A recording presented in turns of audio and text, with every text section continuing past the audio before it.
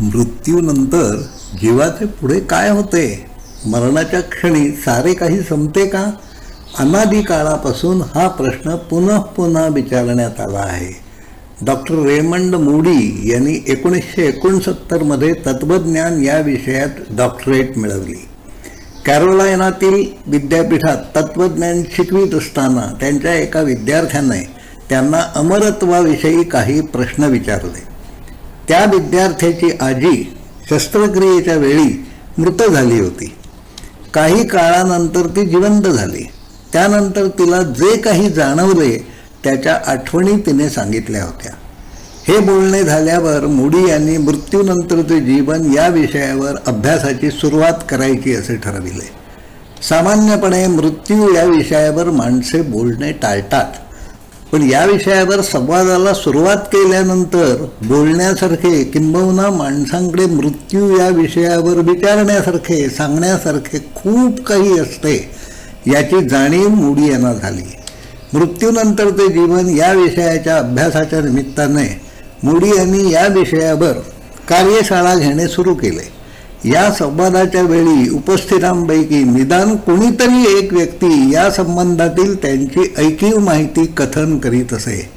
साधारणपणे 30 माणसे उपस्थित असली तर त्यापैकी एक तरी व्यक्ती या विषयावर त्याची ऐकीव माहिती किंवा अनुभव सांगण्यासाठी पुढे येत असे.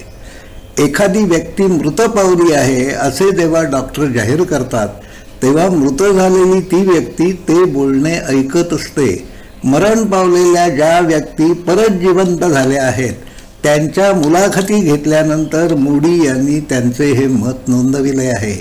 मृत्यूच्या क्षणी लहान मोठ्या आवाजातील घंटानाद, कुजबुज, कुणकुणणे माणसाच्या कानावर पडत असते. एका अंधाऱ्या बोळातून वेगाने पुढे सरकत असल्याची जाणीव माणसाला होत असते. जीव स्वतःचे शरीर त्रयस्थाच्या नजरेतून पाहत असल्यासारखे त्याला वाटत राहते. जे शरीर तो सोडून आला आहे त्यापेक्षा हा देह वेगळा आहे याची जाणीव मृत व्यक्तीला होत राहते. मृत झाल्यानंतर जवळच्या काही नातेवाईकांचे, मित्रांचे ओझरते दर्शनही जीवाला होते.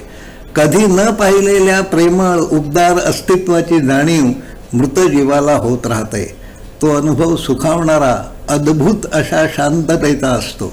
या काळात आयुष्यातील महत्त्वाच्या घटनांचा चित्रपट वेगाने पुढे सरकत राहतो.